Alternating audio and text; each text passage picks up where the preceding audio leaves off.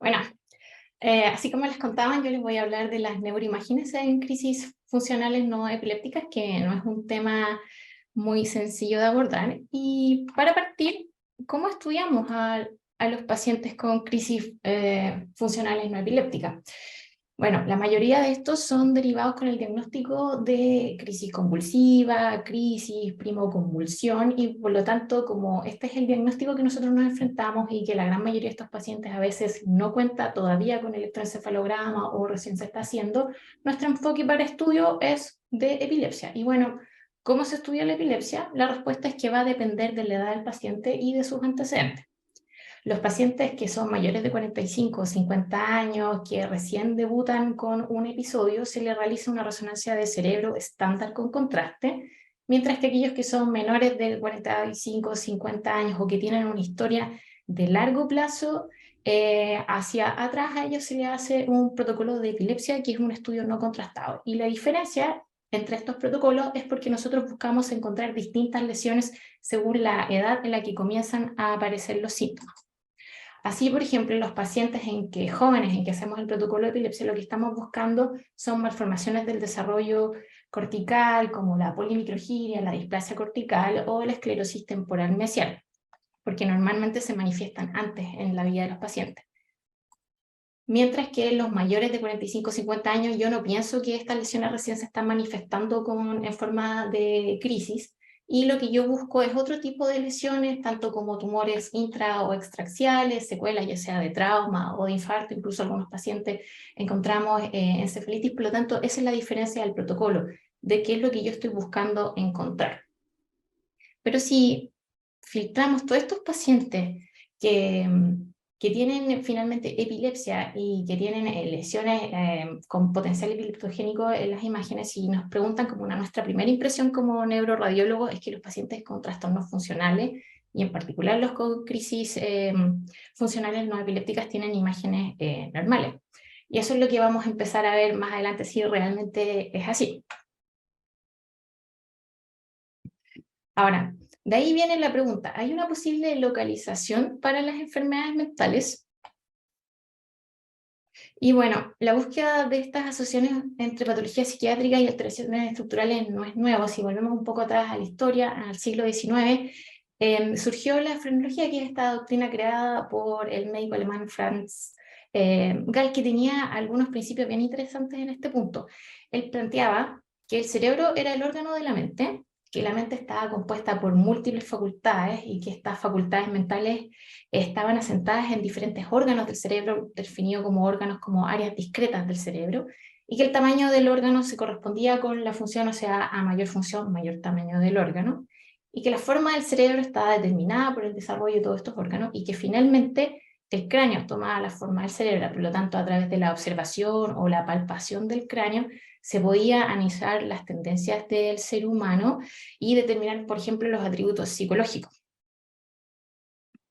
Tanto así, por ejemplo, que ellos establecían que la zona del amor parental estaba en la parte posterior de la cabeza, así que quien tuviera esa parte bien prominente se podría predecir que iba a ser un buen papá, una buena mamá, y aquellos que tenían más aplanado era como indicador de que no iba a ser un padre muy cariñoso. Pero todos sabemos que esta doctrina fue completamente desacreditada.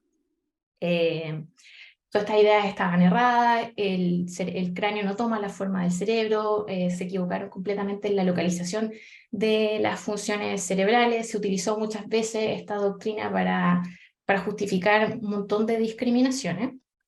Pero considerando todas estas luces y sombras, la idea principal de Gall de que las facultades mentales se pueden localizar en zonas discretas del cerebro era correcta, pero incompleta, e influyó en el pensamiento de la época con el concepto de que el funcionamiento de la mente dependía del estado del cerebro, y esto contribuyó a traer las enfermedades mentales al campo de la medicina, junto con la esperanza de terapia. Ahora, ¿qué es lo que se ha descrito en la actualidad en las neuroimágenes en estos pacientes con crisis funcionales no epilépticas? Antes de entrar en la evidencia, les quería explicar un poco cómo funcionan algunas de estas técnicas funcionales que se describen en estos trabajos, para que sea más fácil de interpretar los resultados y al mismo tiempo para comprender cuáles son las limitaciones que tienen estos estudios. Y para partir les voy a hablar un poco de las imágenes con tensor de difusión. Ahora, la difusión es una técnica funcional que provee contraste que está basado en las diferencias en la difusión de las moléculas de agua, que es este movimiento aleatorio que también se denomina browniano. La difusión es un fenómeno que es tridimensional, va a tener una forma y una dirección, y es diferente entre los tejidos, distintos tejidos cerebrales, por factores como la microarquitectura y otros fenómenos fisiológicos. Así, por ejemplo, en la sustancia blanca, el agua difunde mucho más libremente en el eje que es paralelo al eje mayor de los axones, y esta difusión es mínima en el sentido perpendicular. Y esta difusión se denomina anisotrópica y se representa como un elipsoide.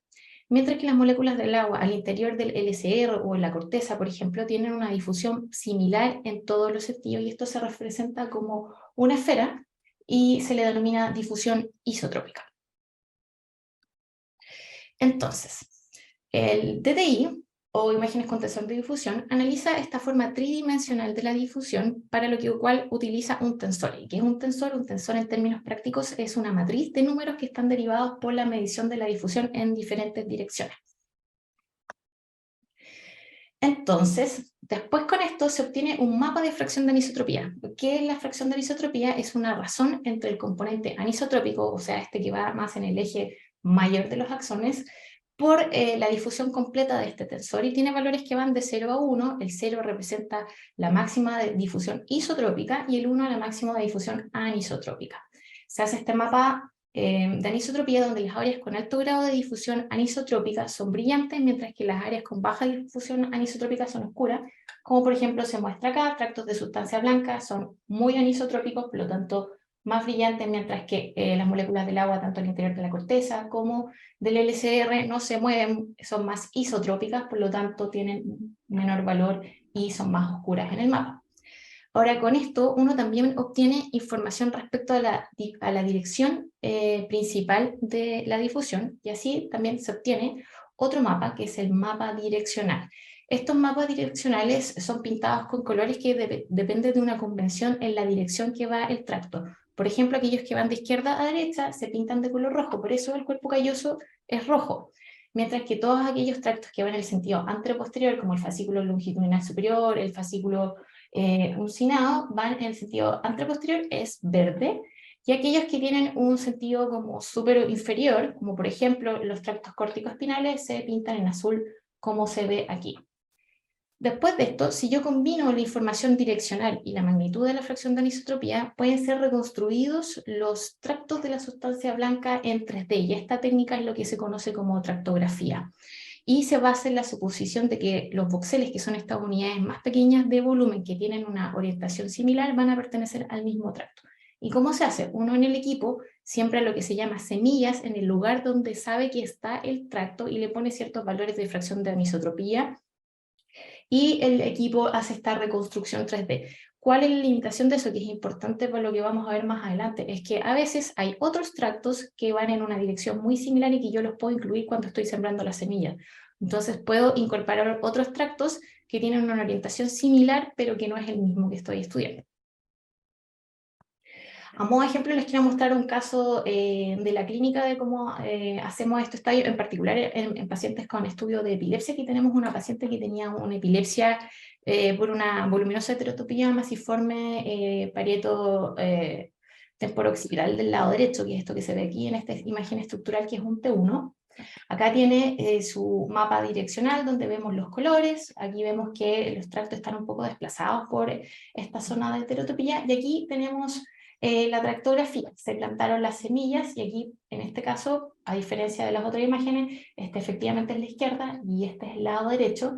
En el lado que no tiene lesiones vemos que el tracto sigue un curso ininterrumpido, mientras que en el lado derecho vemos que el tracto se encuentra un poco desplazado por la lesión, lo mueve un poco versus este que está 100% derechito. Pero el problema de la tractografía es que cuando uno siembra las semillas puede agarrar otros tractos que tienen un sentido muy similar. Ahora, en el caso de la resonancia magnética funcional, la resonancia magnética funcional utiliza una técnica denominada BOLT, basada en los cambios de señal producidos por las modificaciones en las concentraciones locales de oxi y desoxihemoglobina. La desoxihemoglobina es una molécula que es paramagnética, lo que quiere decir que interactúa con el campo magnético y esto genera inhomogeneidades y finalmente lleva a la pérdida de señal. Mientras que la oxihemoglobina es una molécula que es diamagnética que tiene unas interacciones muy discretas y leves con el campo magnético. Cuando hay actividad de las neuronas, esto modifica las concentraciones locales porque se generan cambios hemodinámicos que lo que busca es que aumente la sangre y por lo tanto llegue más oxihemoglobina y disminuya la desoxihemoglobina y esto genera un incremento de la señal. Por lo tanto, esta técnica puede ser usada para mostrar la actividad neuronal. Y aquí para mostrarles un poco un ejemplo de forma más didáctica, estas son unas imágenes que saqué de un video bien interesante, en donde lo que se muestra es que cuando estamos en condiciones de reposo no hay mayores requerimientos de oxígeno, nuestra neurona está tranquila. Pero cuando iniciamos una tarea, como por ejemplo en este caso es mirar, aumenta la actividad de las neuronas y estas demandan más oxígeno, lo que genera cambios hemodinámicos para aumentar el flujo sanguíneo a este lugar. Al aumentar el flujo sanguíneo a este lugar, incrementa la cantidad de oxígeno que está entrando, aumenta la cantidad de oxihemoglobina y al mismo tiempo disminuye la de desoxihemoglobina.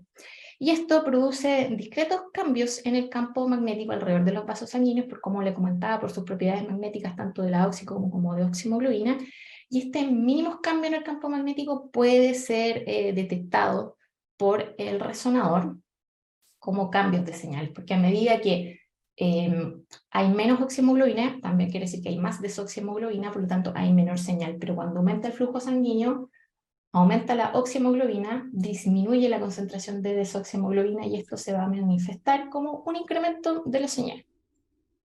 Y bueno, ¿cómo se hace? Se adquieren múltiples imágenes muy rápidamente y después todas estas imágenes son procesadas en un computador y finalmente se genera un mapa que muestra el cambio de la actividad cerebral cuando se está haciendo una tarea en particular. Por ejemplo, en el ejemplo era el ver, entonces podemos ver en este mapa de color que está sobrepuesto a una imagen anatómica cómo se produce un incremento en la corteza visual primaria, lo que nos indica que esta zona está trabajando y está utilizando mucho más oxígeno. Y aquí un ejemplo práctico de las cosas que hacemos también.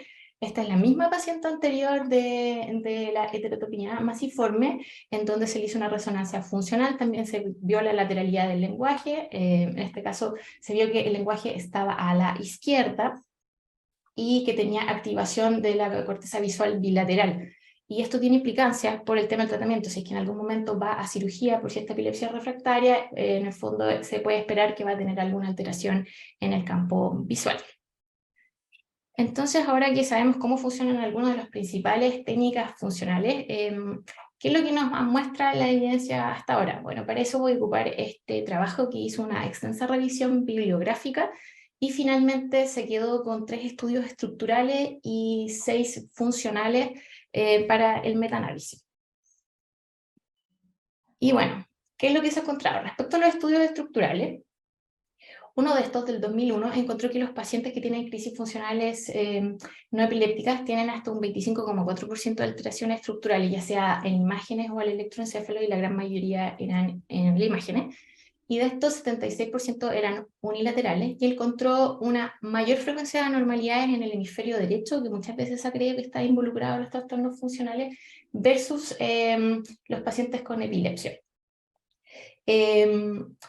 El problema es que al poco tiempo, un año después, otro autor hizo un estudio similar y encontró similar frecuencia de anormalidades estructurales en el grupo de los pacientes con crisis funcionales no epilépticas de cerca de un 27%, que no era una diferencia significativa, pero esta vez él no encontró que hubiera mayor lateralidad a la derecha en este grupo de pacientes versus los pacientes con epilepsia.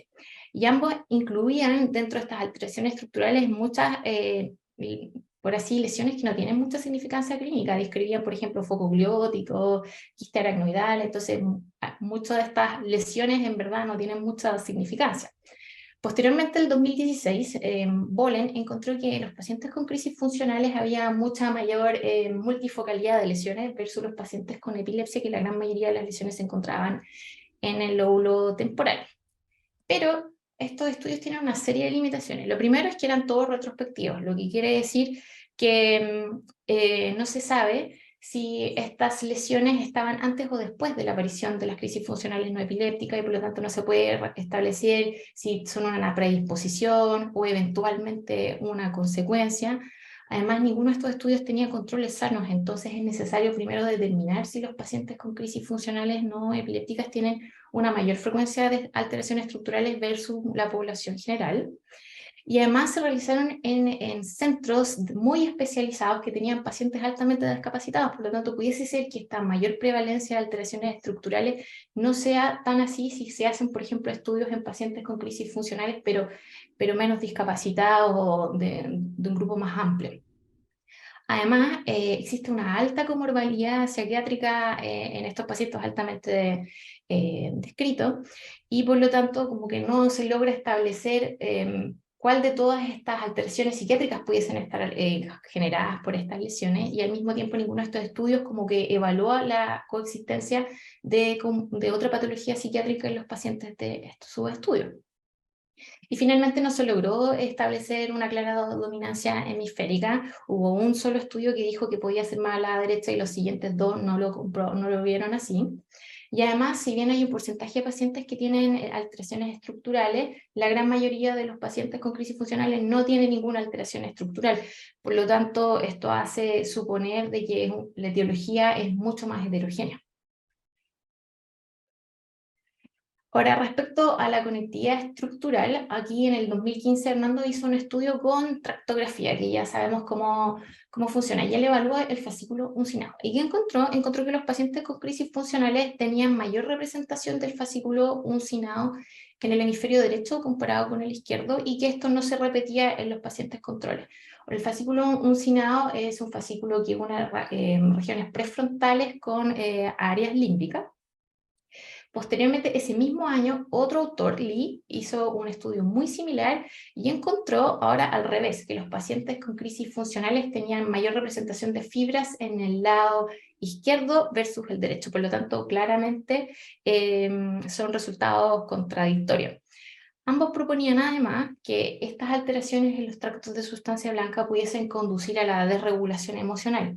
Pero esto es una conclusión muy exagerada porque empíricamente ninguno de ellos comprobaron de que el aumento del grosor de los tractos se asociara a que tuvieran mayor desregulación emocional los pacientes. Además, uno podría plantearse de que a mayor conexión quizás pudiese haber una mayor habilidad en la regulación emocional. Y finalmente, como vimos cómo se hace la tractografía, donde uno siembra las semillas, eventualmente este mayor grosor del tracto simplemente pudiese ser porque están incorporados algunos tractos o fibras de otros tractos que tienen una orientación similar, pero que realmente no son parte del fascículo uncinado y que es una falsa mayor grosor. Por eso es interesante conocer también las limitaciones de los métodos, para no como sobreinterpretar las cosas. Ahora, respecto a la resonancia funcional, habían 6 estudios y 4 de estos ocupaban más o menos al mismo grupo de pacientes. ¿Y qué fue lo que encontraron?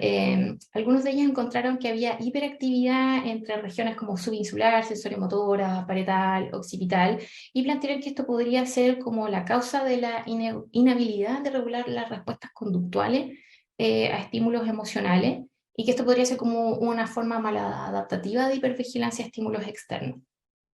A modo de ejemplo, un estudio que se hizo el 2014 por Van der Kruijs, que él comparó pacientes normales con pacientes con crisis funcionales. Lo que hizo fueron resonancias de reposo, o sea, donde no se le pide hacer ninguna actividad, sino que se evalúa la actividad basal del cerebro, y interictal, o sea, cuando el paciente no tenía sintomatología.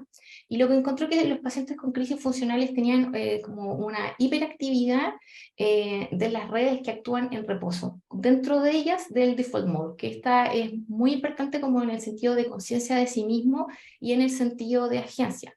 Y plantearon que a lo mejor esto podía ser como la explicación de la disociación y la expresión de movimientos involuntarios. Pero nuevamente esto tiene sus limitaciones porque no se puede hacer o inferir ninguna relación causal entre estas imágenes y las crisis funcionales. Estos hallazgos pueden ser incidentales, además se hicieron resonancias interictales, por lo tanto no necesariamente las alteraciones que se ve en el interictal van a ser las mismas que están presentes cuando viene la crisis. Y por último, como son resonancias de reposo, en donde el paciente se le mete en el resonador como diciéndole no haga nada, eventualmente como el estado mental de los pacientes con crisis funcionales puede no ser el mismo del que uno espera o del que se obtiene en los pacientes controles, porque tienen también toda una comorbilidad psiquiátrica, entonces es difícil interpretar si estos hallazgos están determinados, realmente el paciente estaba en reposo, no podemos pensar cuál es como su estado mental al momento de hacer el examen, y que esto además puede ser manifestación de toda su comorbilidad. Por lo tanto, también hay que tener precaución al momento de analizar todos estos hallazgos.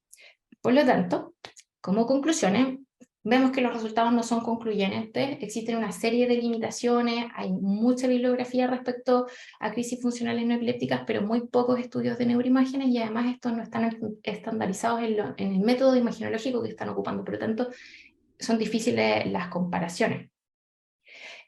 Ahora, aún así, estos estudios proveen cierta evidencia de que las alteraciones estructurales que hay alteraciones estructurales y funcionales en pacientes con crisis funcionales no epilépticas. Entonces, la identificación de estos hallazgos parece ser un poco disonante con el entendido de que es un desorden puramente psicológico y psicogénico, y así como vimos que la frenología podía haber estado muy equivocada, pero ayudó a traer las enfermedades mentales como al ámbito de la medicina, estos hallazgos nos pueden decir, puede ser que esto simplemente no sea solamente psicológico y quizás hay un estrato físico.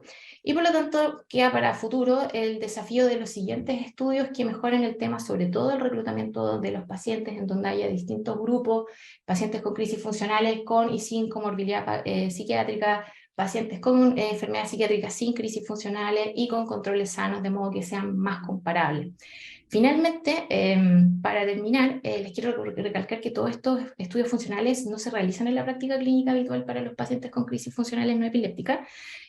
Por lo tanto, para que no se vayan con la idea equivocada de que se les pueden solicitar y se van a realizar, y que en el fondo no se pueden aplicar estos resultados a pacientes individuales. Así que espero que les haya ayudado un poco para entender cómo funcionan las imágenes, sobre todo.